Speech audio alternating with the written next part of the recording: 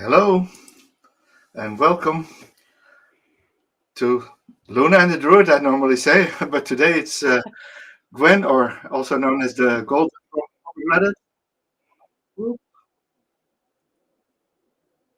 Oh, my computer starts talking. Yeah, so Gwen, also known as the Golden Pomegranate, is with me today. We know each other Yes. from the Tarot Association of the British Isles, the TABI, where you are involved in, in anything Thoth and Qabalah, isn't it? Yeah. Yeah, it's true. Yes, I host the Thoth Tarot Thoth Thursday.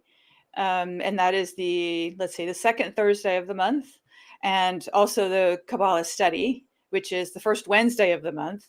I may be shifting those around a little bit actually, because ever since we started doing the Kabbalah study in January, we've ended up with 2 weeks where they were one day after each other, and that's not as much fun. So No, I might can move them imagine. apart. But yes. Yeah. Yeah, so welcome to our lovely guests, and welcome to our viewers. And Gwen, you have an impressive background in medieval studies, uh, Kabbalah and tarot, as well as your work with the tarot. I know you from Instagram, of course, where you post almost every day, and the wonderful Substack blog, The Keys to the Kingdom. So, tell us a bit more about yourself. Okay, so I'll do my tarot journey. I'll start with that. So, Perfect.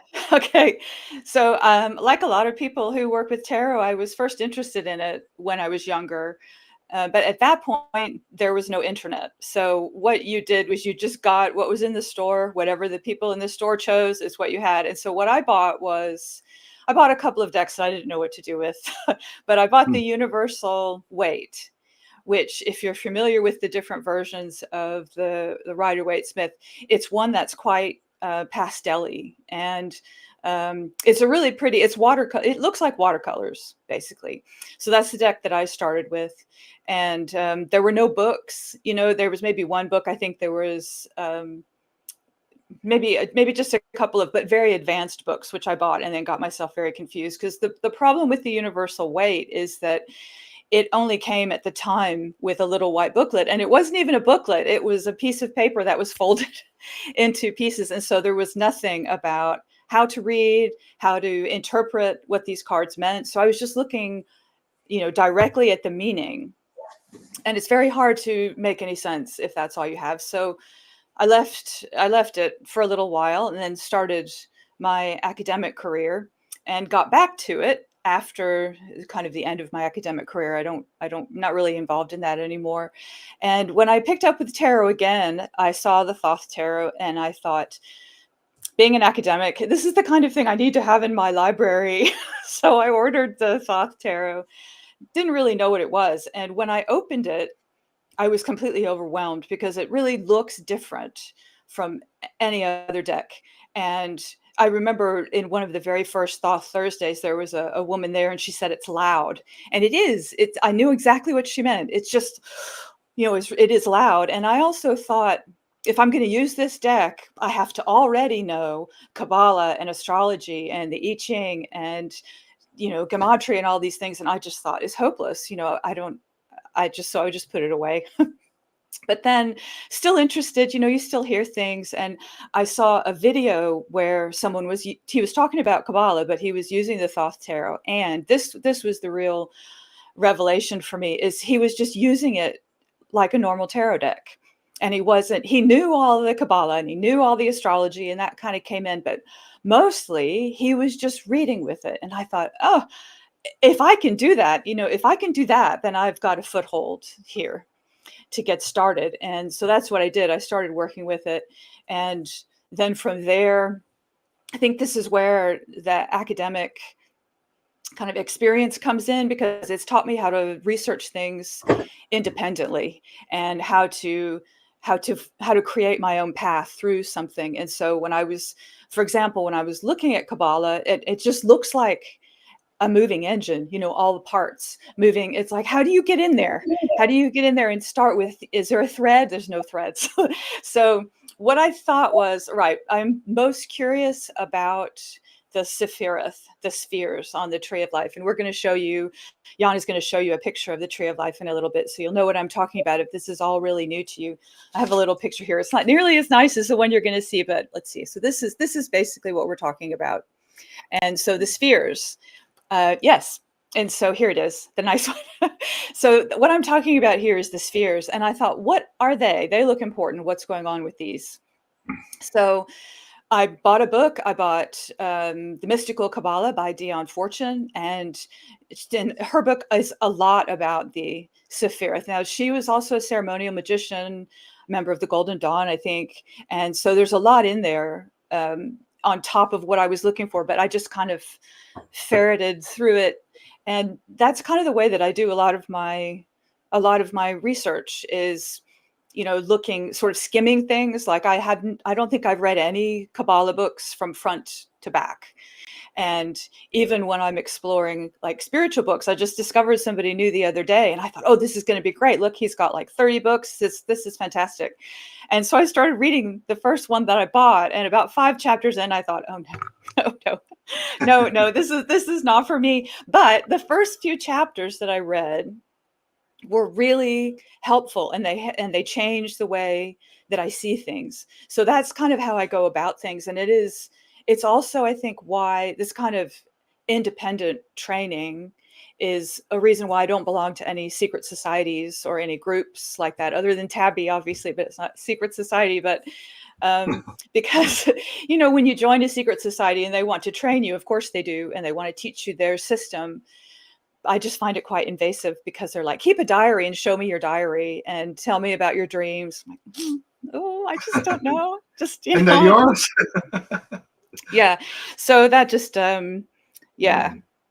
I think that's really, and so that's how I am where I am today. I'm, I pick things, and of course, as I read, like take the Dion Fortune book, for example, you're reading along and you're answering the questions that you have, but then other questions come up, and the books that you read will mention someone else. Oh, okay, I'll go look up that person. Mm-hmm. And so that's the kind of, I think that's maybe a quasi-academic approach to things.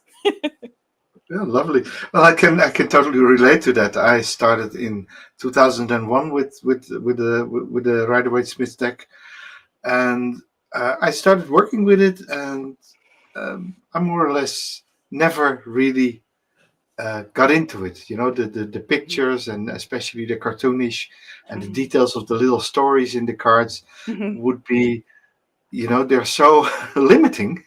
Yeah. And then years later, I got a Thoth deck, and from one day or another, it was like the flipping of a switch. Yeah, it went on immediately, and and especially when you buy a deck in the store, it comes with the keywords on the minor arcana, which is very helpful. Yeah. And now for my work, I have a trim deck, so all the borders are off, all the numbers and the names are off. It's only the pictures.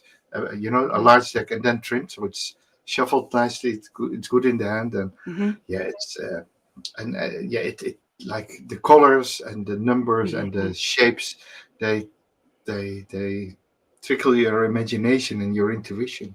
That's exactly what they do. So similar story, yeah. Yeah, it's true. Yeah, and the good thing too about, I actually don't have the borders cut off of mine, but I think that maybe if you read with other people with them, it's maybe a good idea, because some of the keywords that Crowley gives are a bit like, oh God, very really? They are, and we'll talk about it, because we have the fun is when we work with the astrological wheel and the minor cards are connected to the wheel. Today we're in the 3rd decan, in the last decan of Taurus, so in the last 10 days of Taurus, and we'll talk about that. And you can see the card that is in the last decan of Taurus is not one of the most pleasurable cards. It's not. It's failure. It's not. Yeah. So before we go into that, let's give a little of the overview of the story. So we're gonna talk about your story, your journey, your expertise. Then we talk about the Thoth Tarot, the latest developments. I was thinking about the new deck with the new scans from AGM. I think US Games, which also brings out the Thoth, doesn't have the new scans yet, but they still have an old version. the books that came out, or the book that came out by John Monteleone, a new book that's coming next month. So there's a lot of news in the Thoth as well, and we're going to talk about the latest deck that came a few months ago by Meleen, and talk about her, because she creates decks which are exact, not copies, but exact, structured as the Thoth Tarot. The Thoth Tarot has a separate structure from a normal tarot deck. So all these things we'll discuss. But my first question to you is, how could you merge the academic background and the medieval studies and literature with Tarot and Qabalah? Did you manage to mix them? In a couple of ways. I think primarily it's it sort of goes against what you were just saying about the Rider-Waite-Smith, because when I first saw the Rider-Waite-Smith, I really liked it. And I thought, because, and particularly when they came out with the Radiant Rider-Waite, and that was many years later, but I just love, the bright colors. But the medieval imagery, I know that it doesn't appeal to a lot of people because it feels old fashioned, it's stuffy and bossy and all of that. But I really connected with it because I recognized these characters. And so that's one way. But I think specifically maybe Middle Ages is just being really interested in what's happened in the past and how people in the past saw things. That's actually what my PhD was. It was historiography. So it was about a particular text that was written in the Middle Ages, and they considered it to be history, and we would consider it to be half fiction and half history, because the first part was about like King Lear, that's where they get King Lear and King Arthur and people like that. They considered that to be their history. So, historiography and looking at how people in the past saw things and saw themselves. And I find that is something that comes up for me all the time with tarot, because the decks that we have, the Rider-Waite-Smith, 1907, something like that, and the Thoth Tarot around the 40s, it's not that long ago, really, but it's a long time ago when you look at some of the approaches and the attitudes toward the tarot decks. And as an example, I don't want to be controversial about this because I know a lot of people actually do read like this, but I think one of the old ways of reading with court cards is to look at the color of people's hair and correspond that to the tarot decks. And it's like, this is all white people, that doesn't work. That really doesn't work. And so you see a lot of these things, and there are a lot of other ideas, like even with the interpretation of Qabalah, you have to remember where this is coming from, what period of time it's coming from. And like Crowley was basically a Victorian, that's when he was born and that's when he was raised. So his outlook, even though he was a very, very much a free spirit, polymath, an amazingly accomplished man, but he was a Victorian. And so his ideas, even with Thelema, I'm going on here, I'm sorry, carried away. But go on. Yeah. even with Thelema, which is wonderful, because his idea with Thelema was to make a more egalitarian approach to things. But even there, I'm not sure that he would really see men and women as equal. And there are some of his texts where I think some racism edges in without him really being aware of it, just kind of maybe terms that he uses and things that he expresses. I don't know a lot about that, so I don't want to commit to that, but I've come across it a little bit myself. So it's, how people saw things. And then one of the great challenges for me in Qabalah is maybe updating it and looking at it and saying, well, how can we consider this differently now?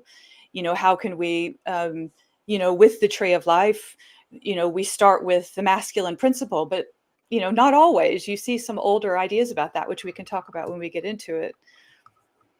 Yeah, and that's, of course, when you say that, that's of course already a bit advanced from the previous decks from the Thoth.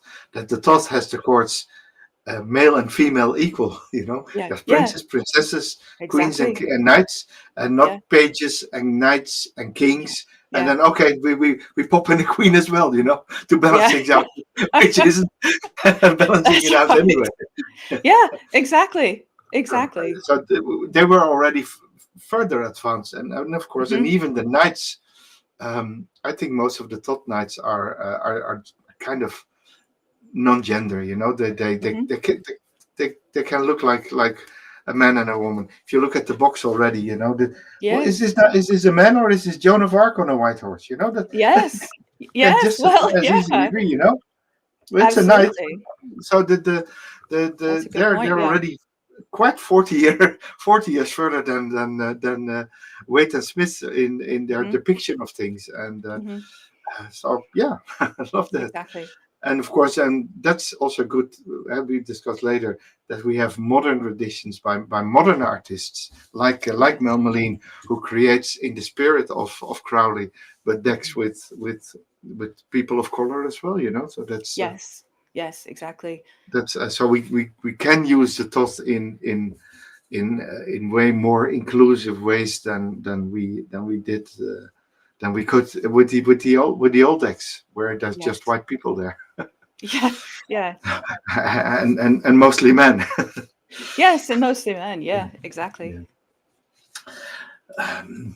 So what more can you say? Your work and your methods. Are you still do you still read for people, or do you read for yourself, or how do you work with the cards? Because there's many ways of working with tarot. And most people know tarot for reading, but there's different things too. Can you elaborate on your journey there? Yeah, absolutely. So I do readings, as you said before. I do readings almost every day on Instagram, but by readings, I've kind of stopped doing energy of the day readings. I used to do quite a lot of those. I do those for myself. I draw cards for myself every day. And Mhm. sometimes I'll say like a card for what's the energy of the day, and another card for how can we engage with it, and then a third card for advice. And I like to do those, but I sort of alternate that with just analyzing the card. Like what I posted yesterday was looking at the Knight of Swords, because that is the court card who is in charge at the moment. Yeah. And sort of, well, yeah, yeah. So what does that mean, and how does he relate to his other cards? So more kind of, I guess, abstract theoretical. I don't do a lot of readings for other people. I read for like one other person. My friend here, GD, I read for her. But really, I don't read for other people, not for any particular reason, but I don't know if it's an approach that appeals to people. I used to offer readings, like Tree of Life readings, but I don't know if it's an approach that necessarily appeals to people who just want a straight answer to a practical question, because it's really more Mhm. spiritual work is what Yeah. I do for my own readings, and particularly with the Tree of Life, because you just really can't get away from the fact that it's a spiritual image, and the concept is spiritual. So it's kind of placing yourself within the context of how you're engaging with spirit, which I find Yeah. really, really interesting and helpful. Yeah. Can you do an example, for instance, how you work with the Tree of Life? You can see here that the cards have the Sephira have numbers these are the colored dots, and in between are the major arcana cards. And um, how would you approach cards that come up, and how do you plot them on the tree then? Yeah. Okay. So, so you can see that the major arcana are each plotted two paths. The major arcana and the court cards are plotted to the sephiriths, so the spheres there, and you just assign them as you're going along down the Tree of Life. So you start at the top, and all the aces go in Keter, and then you go to the right to the silver sephira, which says Chokmah, and all the twos go there, and the knights. I think there's a slide that, yes. So yeah, you can see all here. Jan has written out what goes where. So then what I do when I draw cards, I imagine, sort of plot them where they belong. So say I drew a four of, okay, say I drew the Two of Cups and the Four of Wands. I'm going to draw the Four of Wands because that's my favorite Thoth card. So the Two of Mhm. Cups would put me in Chokmah, in Sephira 2, the silver one. And you go, then if I drew that first and I drew the four second, that would be the order that I would read it. So it's important the order that you draw your cards in, because that moves you up or down the tree of life. In this case, we're moving down, coming down, because Keter is divinity, really, at the top. It's spirit. It's kind of incomprehensible, really. And it unfolds as you go down the tree of life, back and forth. And this is basically how we got here from the divine. That's what the tree of life illustrates.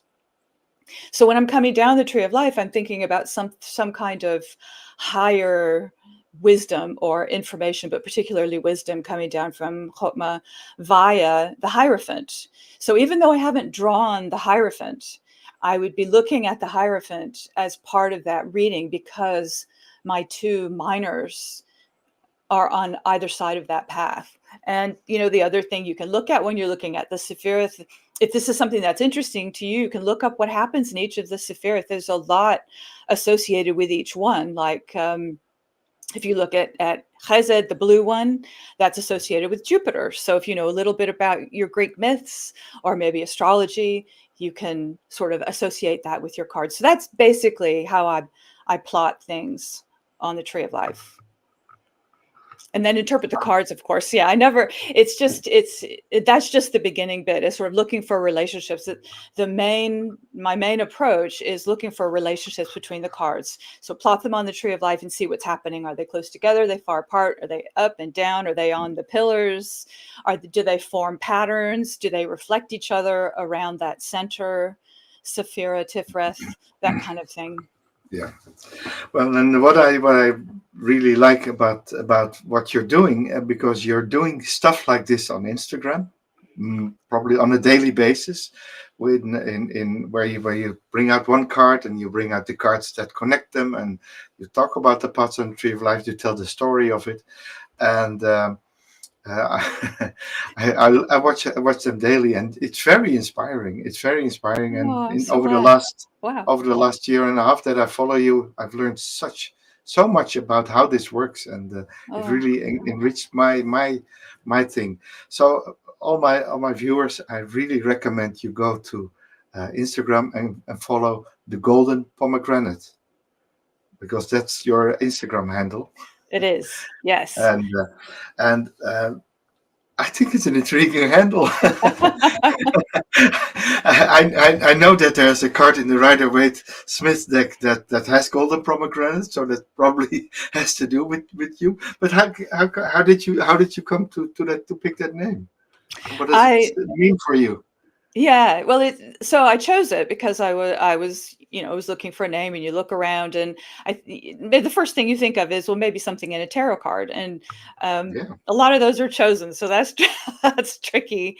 But what I noticed in the Rider-Waite Smith is, as you say, there's golden pomegranates on the veil behind the High Priestess, and that symbolizes, the unconscious and the other world, but there are also pomegranates on the Fool. If you look at the Fool's tunic, he's got pomegranates on it.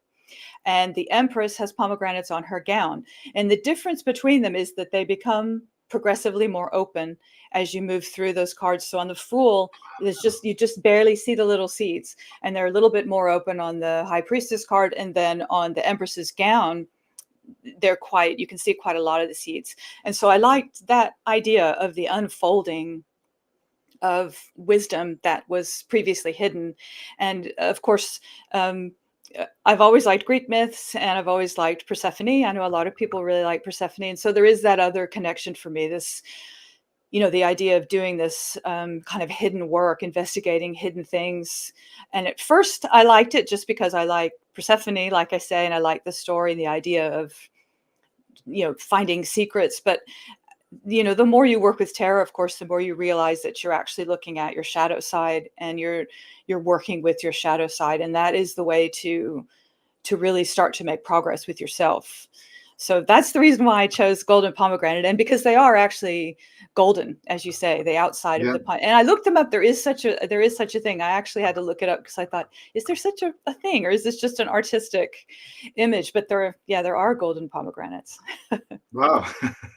And you are one, and very inspiring. And for more long form reading, you use Substack, I believe. I do. Yes, I have. I started the Substack because so my account is the Golden Pomegranate. My actual article, my stack is called Keys to the Kingdom, and Substack is confusing. It really is. I think but it's easy enough to go there and find the articles, but posting is a bit Yeah, like, what am I, where am I now? But yeah, anyway, so yes, Keys to the Kingdom. And the reason that I started that was because I was posting on Instagram, and a couple of times I was really frustrated because there wasn't enough room to say everything I wanted to say. I really wanted to, I thought there's more here to explore that I want to write down. And Substack, if you're not familiar with it, it's there are a lot of journalists on Substack, people that write short articles, so it's kind of like a blog basically. yeah. And you can I put lots of pictures in, and I feel a little bit freer to bring in maybe more spiritual traditions rather than sticking with tarot. I bring in, because it's all connected. It's all Definitely. connected. It's all a basis, I think, in non-duality. And there's a lot of things that are, that's kind of my tagline for the Keys to the Kingdom column, is exploring non-duality with the Tree of Life and Kabbalah. Perfect. So Yeah, and that's basically Substack what I allows. do. Yeah, and Substack is less like uh, Instagram is so fleeting, like a social media. And Yeah, Substack allows you to write. Actually, you say short articles, but you can write long articles too on you Substack. can.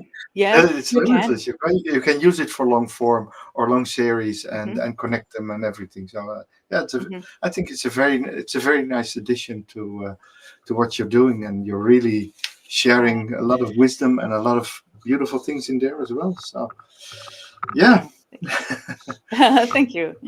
yeah. So let's talk about Thoth, the Thoth Tarot. Okay. Yay. Yeah, the funny thing is that's what connects us actually, because I think we Yeah. can honestly say that this is the both our favorite decks. I work with it daily. I have about, I think at the moment, maybe 100 decks in my collection, or about. Uh, a few of them are Thoth based, but most of them Yeah. are just tarot decks Hmm. from which are usually based on Rider-Waite-Smith Hmm. methodology. And but especially for doing readings, 95% I use Thoth, and only when a client asks for Marseille or Rider-Waite-Smith or something different, a Druidcraft tarot, I would take that. I have them. I can work with them, but Yeah. yeah, this is my favorite, and like I said, it speaks to me. It Hmm. never gets tired. Hmm. No. I have modern decks that get actually that it seems like they're getting tired after 5 6 readings, Yeah. and while I can Yeah. work, I can just work two Hmm. 3 days in a row with the thoughts, and it never lets me down. Never lets me Yeah. down. Yeah. How Yeah. does that for you? Yeah, absolutely. I'm the same. I have a lot of decks that I like, but I don't use. And I look at my decks every day. Do I want to use a different deck today? Nope. And Mhm. because there was a Likewise. while when I thought, like the decks get kind of tired. And I thought, well, I don't want to get tired of my thoughts. So I would put it to side for a little bit. And then I would come back to it. And it was like getting in a warm bath. It was like, oh, okay, Absolutely. that's Yeah. better. And so I don't really use the other decks that I use, as you say, they're Kabbalistic decks like Meleen's decks. I use the Liberty Tarot, which is very close to the Thoth in some of the designs. It uses some more esoteric images, particularly in the minors. It uses from a book called the Picatrix, which is an medieval Arabic text for astrology, and sort of describes the decans, but we'll talk about that in a minute. But yeah, so that's another good deck, the Liberty. Liberty, and that's a book too by Crowley. It is, yes. Yeah. It's a book by Liberty, and Yeah. it reminds me of Book Tea as well, from the Yeah. Golden That's Dawn. fun. Yeah. Yeah, the Yeah. Golden Dawn's Book Tea, and in that you find That's up here. descriptions The of Golden tarot Dawn. cards. Oh, you can't see it, but Oh, right. Oh, you've got I a have nice. the I big wish I one wish here. I The had a video. Liberty is in there. Yeah. Yeah. Yeah. Yeah. Oh, yes, exactly. Yes. So yeah, a lot of And fun stuff in there. actually, do you use 777 as well? I do. Yeah, Yes, I don't have it with me, because unfortunately, but I do. Yeah, it's really there's all interesting. the correspondences in Yes. tabular form. Very very informative. Very much Yeah. helpful when you're looking for something special. Hmm. It's all in there. Hmm. And yeah, what do you think are the main differences between Rider-Smith. Do you use Marseille as well? Not so Not much. really. No, I better not Okay. claim. I've Uh, I've I've spent time trying to learn it, and I've really yeah. enjoyed it because it is a completely different way of reading. Yeah. But I just always, I just always go back to my Thoth. So, Yeah. um, Yeah. the biggest difference between the Rider-Waite-Smith and the Thoth, besides the artwork, is very different because they're 40 years apart. So Lady Frida Yeah. Harris uses a specific kind of art. It is kind of a sacred geometry style, but Crowley is much more open about including the esoteric meanings in the cards. And A.E. Waite, when he was creating the Rider-Waite-Smith, that's a deck that everybody knows, is he hid those things. And you kind of have to come at it from the other direction to see these things. I've started to notice more Qabalah and the Tree of Life and the Rider-Waite-Smith the more I learn. But I think he just thought that, this shouldn't be something that just anybody can pick up and see. I don't I don't know that he was necessarily trying to be secretive. Maybe he was just thinking people won't really understand what they're Mhm. seeing if they're not part of an organization that can teach them what's in the deck. But Crowley didn't feel that way, and that is also part of Thelema, is this open kind of egalitarian approach to everything. And he thought, yeah, let's just put it all here. And so there's so much in every card. That is the biggest difference for me. And I think that's why, like I was saying, when I first looked at the Thoth, and I was like, whoa, wow, there's a lot here. And I think that's why, because there's just so many layers and so much meaning in all the cards. And that is actually another reason why I don't read reversals. I think a lot of Thoth readers don't read reversals No, because there's me just neither. so much in it. And there's Yeah. other things to do with reversals. Obviously, I'm not criticizing reversals, but it's just not something that I do, because yeah, I just don't read like that. So No, you don't need them. You can use the reverse meaning anyway. Sometimes you can say yes, this card comes as a prediction or as a warning or yes, just as contrary. But we'll talk about how that works with when we look at the card that's in the third decan of Taurus later. So it's how that works. Uh, maybe we'll bring up the slide. okay, Then you can see how what what uh, kind of a negative card can do. You know, yeah. Everybody, brace yourself. Yeah. brace yourself. Yeah, brace yourself. So we have the third decan of Taurus. So every astrological sign is divided in three series of about 10 days. So the first 10 days is the first decan, the second is the second, and the third decan, which is from the 11th till the 21st of what are we living? May. Yeah. And the card that's on, the card that is on is named Failure. Mm. Well, that's a nice one. Yeah.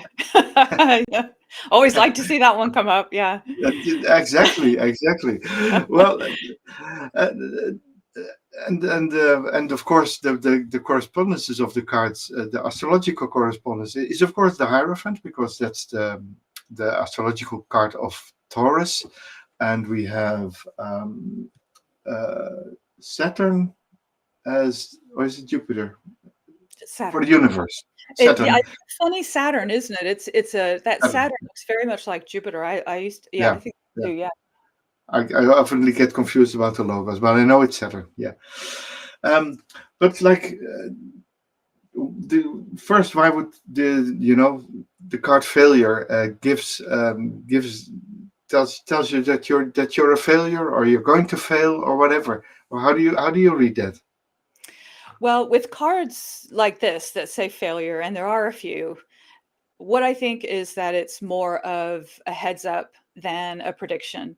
So this is what can happen if you don't do what the main message of the card is. And so then, to interpret the main message of the card, I look at, if I get stuck, and I do particularly with this card, is I look at the Rider-Waite-Smith, because like I say, that's also a Kabbalistic deck. And Mhm. so when you look at the Seven of Pentacles in the Rider-Waite-Smith, you see a man standing leaning on a hoe or some kind of Oh yeah, gardening thing, and he's looking at a plant with a bush with pentacles, and he's waiting, and he looks quite happy to be sitting there waiting. And so you think, well, how do I kind of justify these two cards? And so I think what this is saying is, this is about timing. It's about patience and Yeah. waiting, but also not waiting too long, because, if you wait too long, things rot. Yeah. But if you cut things too soon, it's like those green bananas that you get, and you just have to throw them away a month later because nothing has happened. They're still green.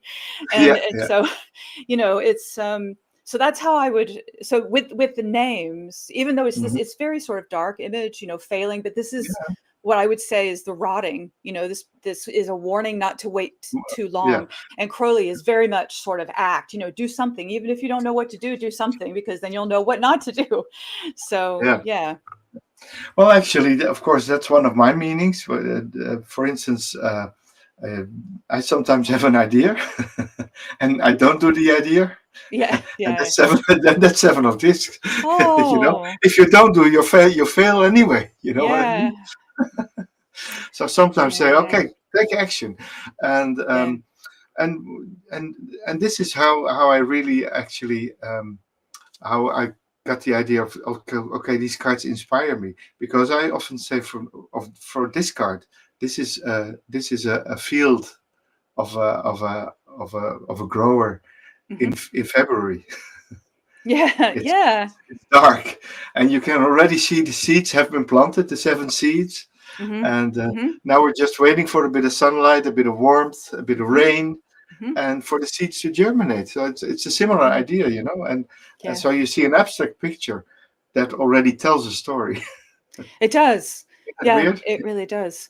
Yeah. Yeah, Yeah, it does. And it is interesting also to look at because it's in Taurus, yeah, which is about growth and that kind of thing, and wealth and beautiful things. But it's Saturn, which kind of presses down on things. So it's maybe that gives, I can feel it when I look at that card, that kind of like mushing, you know. yep, yeah, yeah. Um, then recently we got a present that our one of our favorite artists, Meleen, came with a Yes. new deck, Hmm. the Telos 777. Of course, Hmm. 777 related Hmm. to the tarot correspondences. These are the same cards, but then from a different deck, as you can see. We have the Seven of Disc Failure again in the middle. Hmm. I'll enlarge it a little bit. Oh, I have to do this button. And the universe on the right and the Hierophant on the left with as Taurus. And what I really like about this deck is that she more or less f- goes away from the pip card idea, where the cards have to be abstract in this Yes. deck. All the minor cards are all at once are illustrated. There's people Yes. in there, and there's animals in there. There's things, not necessarily big stories, but it's taking it a bit further. Hmm. And Hmm. her meaning of this card, having an alternative plan, what she does, what Yes. she Yeah. says. Yeah. Have a plan B, D, E, Yeah, C. exactly. Because I mean, it was so interesting to read her interpretation of this card, because I hadn't thought about a lot of the things that she said, but it can be like a surprise, sticking to the agricultural metaphor. The farmer's done all his work and he's taken care of things, but then there's an early frost and it just devastates the Boom. field. And so you have to have a plan B. You have to have some food in your cellar and, other things that you can do. So that was, yeah, really interesting. It is such an interesting card. Yeah. Yeah, yeah. And talking about Mel Meleen, so this whole deck is new. I don't think it's very much a deck to read with, but it's Hmm. a deck to work with, to meditate with. Hmm. I have these three.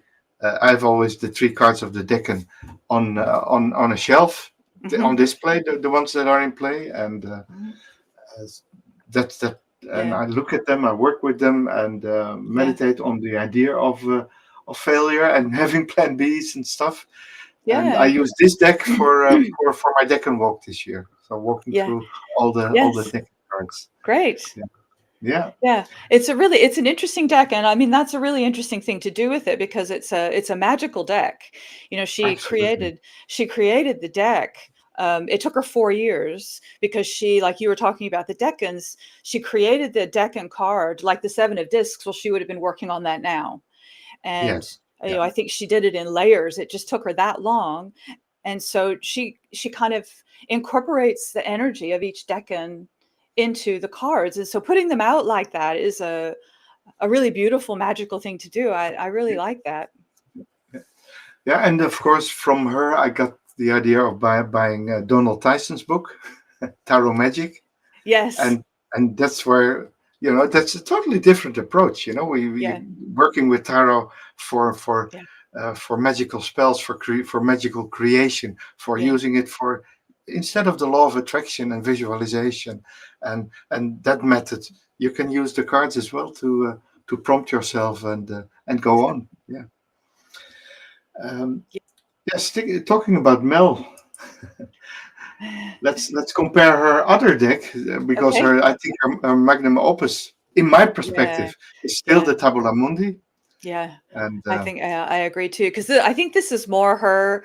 It's more her, because in the Telos tarot, she's using images from the Picatrix again, and she's using some images from Crowley's 777 and the Golden Dawn's book T. And I mean, that's why you look at some of the minors and think, what is going on in there? It's because yeah, they're these sort of abstract images. But in the Tabula Mundi, I agree. It's just the colors are just amazing. Just look at that, and yeah, and the imagery. I just think that she brought things together, yeah. ideas that she wanted to express. She's taking Crowley's ideas, but adding things that she thinks help express that energy better. And I just love it. It's an amazing deck.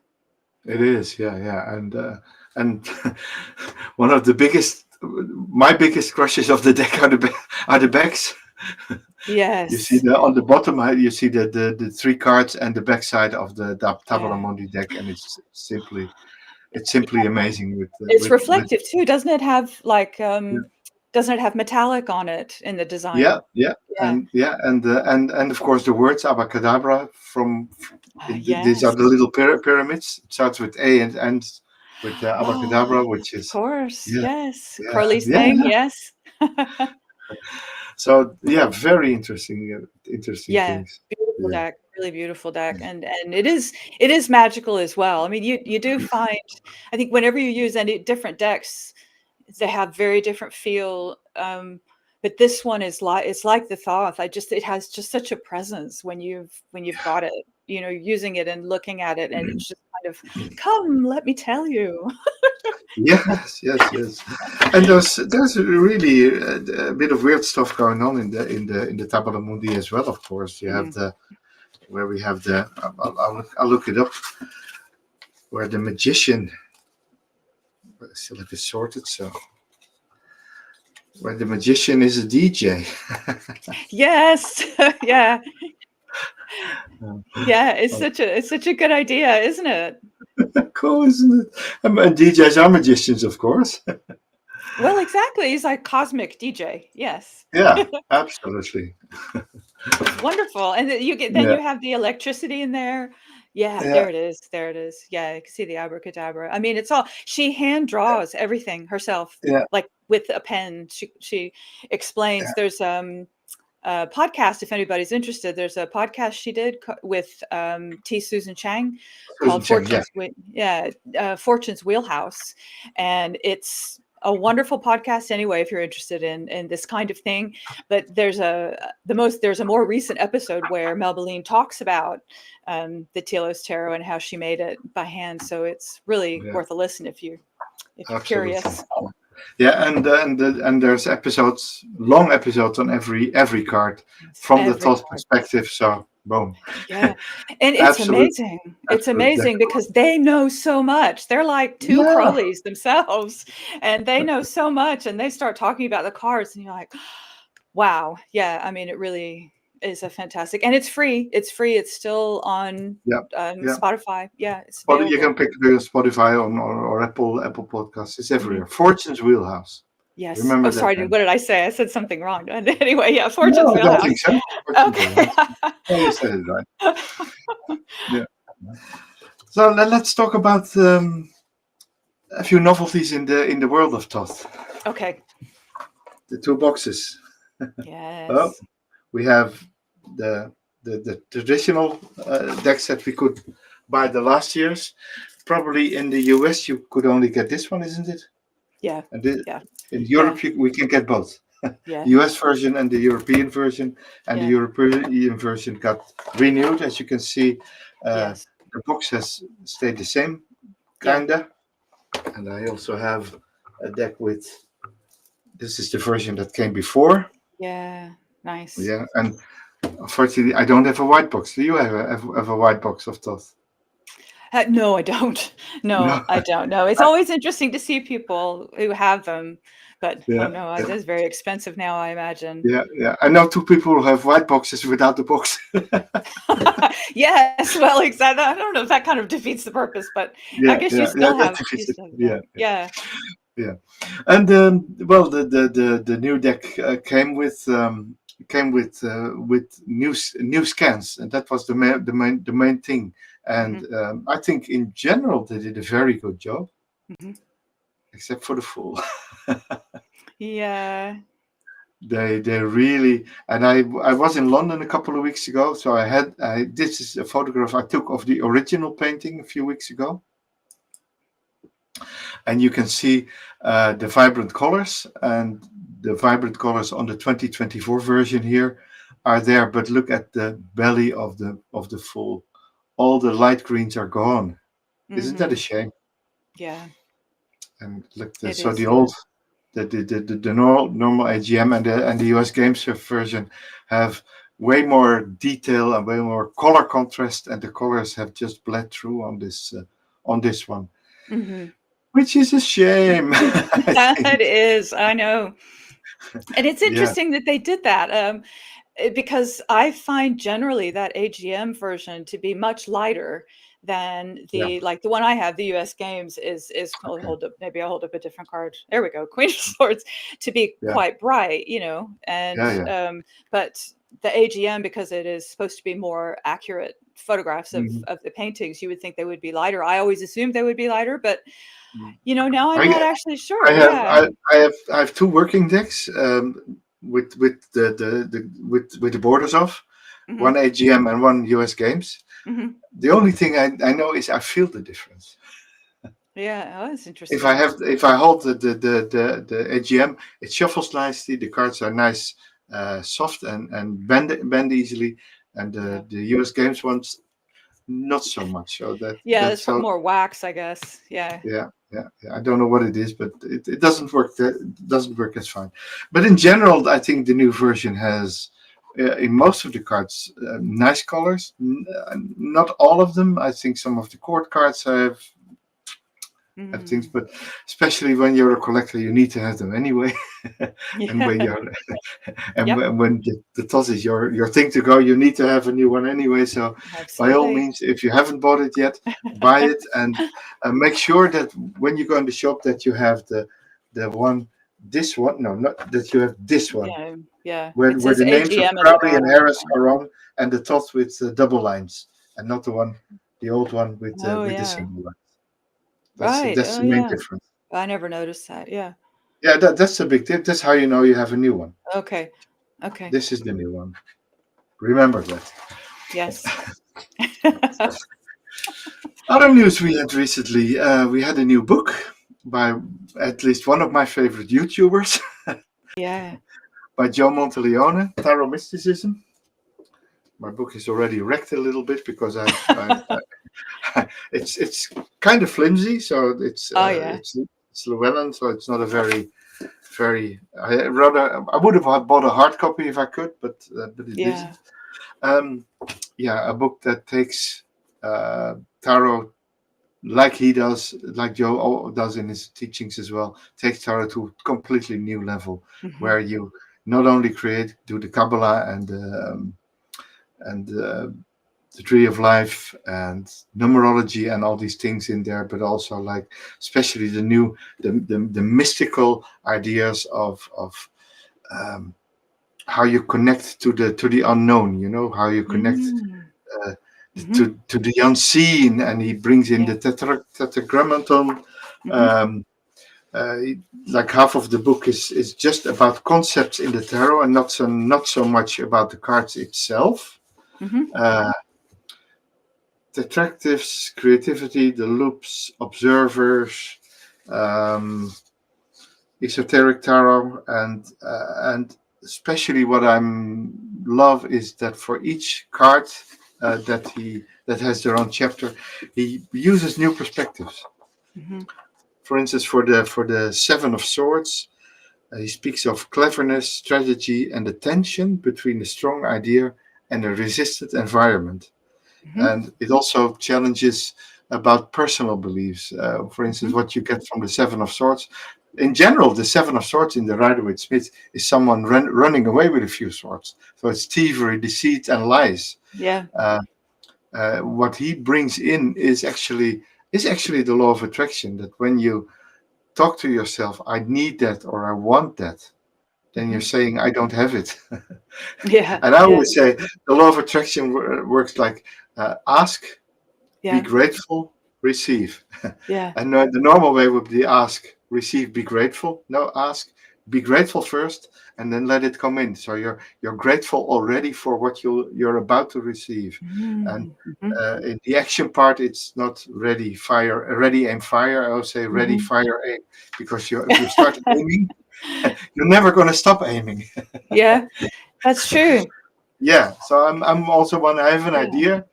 I have the concept worked out. I'm in the mind for a couple of days, and then I just start building. Because if I Mm-hmm. wait building, I'm and uh, start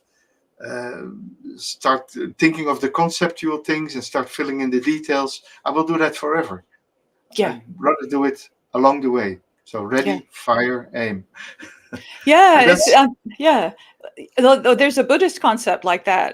Well, practice the result, and that's the idea: is that you know act like it's done. You know, act like it's absolutely. done, and then it kind of catches up to you. Yeah, yeah. So Joe's book, especially, I wouldn't necessarily use it as a starter for the tarot, for the Thoth Tarot. If you are starting with the Thoth, what would you recommend? Um, Gosh, I don't know. A lot of people, This book? yeah, a lot of people. It's always a good one, isn't it? Is that Lon Yeah, Milo's book? Yeah. yeah, yeah. Von Weiler's book is very good, and of course, you need to have this one, You have to have Crowley's that one. own book. That's by the man himself, Uncle Yeah, Al. yeah. But that's also probably a book you read and you think, what the shit is this Especially at the about? beginning. Yeah. The Yeah, first section is just like, what? But then, yeah. you come back to it. That's why I always say use this one first, Yeah. and then Yeah. you know a lot. There's a lot of correspondences there. There's good Hmm. chapters on the cards. There's good chapters on the background, on the spreads that you're using, Hmm. the elements, all the correspondences, the Qabalah. It's already all in there. So Hmm. it's a very very complete book. Hmm. And I have a surprise for you and our viewers. Okay. Yes, because Lon is launching a new book. Tarot Architect, Oh my gosh. and that takes the book, the first book. Uh, I haven't read it yet. I've read some early reviews, and they're all Oh, okay. amazingly enthusiastic. It's Wow. probably a Oh, book very clever. in line with what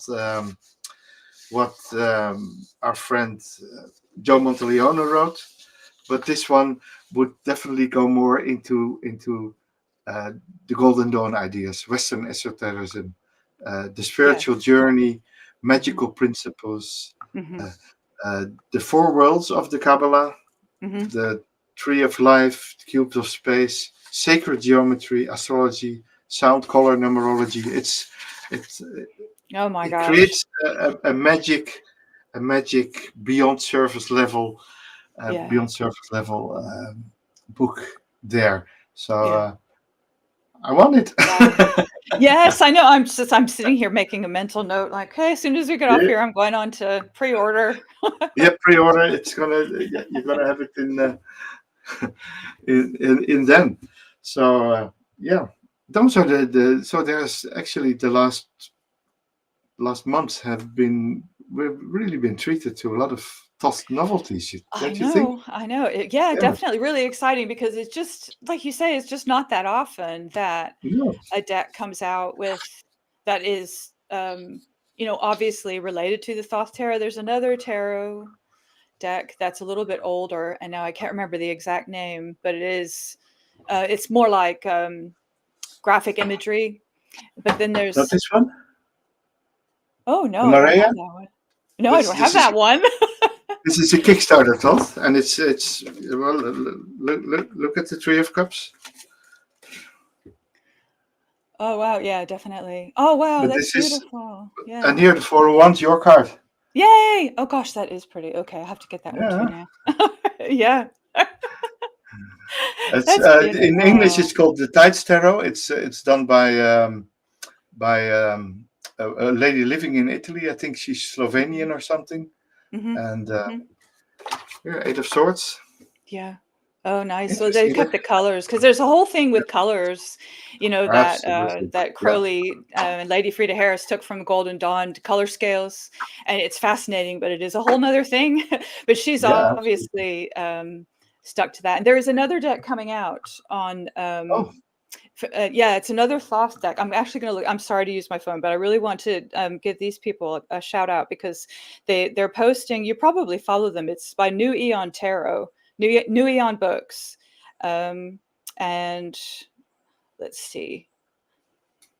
This is it's called the New Eon Tarot, the New Eon Tarot, and it's Thoth based but new interpretations, and you can find them on Instagram as New Eon Books, and that's Aeon also, so Aeon, which refers to Thelema, which is Crowley's idea. There's a new Eon, but then also because Crowley, as you may know, you may not know, in the Thoth Tarot, Crowley has replaced 4 of the major arcana to update the deck, basically. And one of them is the Aeon card, which yeah. replaces Judgment. Yeah. So I think that's, and now we're in the Aeon of Horus. Yep. So that's all explained in Thelema as well. So there's a lot to dig into. Yeah. Yeah, The New Eon yeah, deck. Is it on yeah. Kickstarter or is it just buy it from themselves? It's not out yet, and I don't Okay. actually know. She keeps promising me that it's coming out soon because I keep pestering her about it. But Oh wow.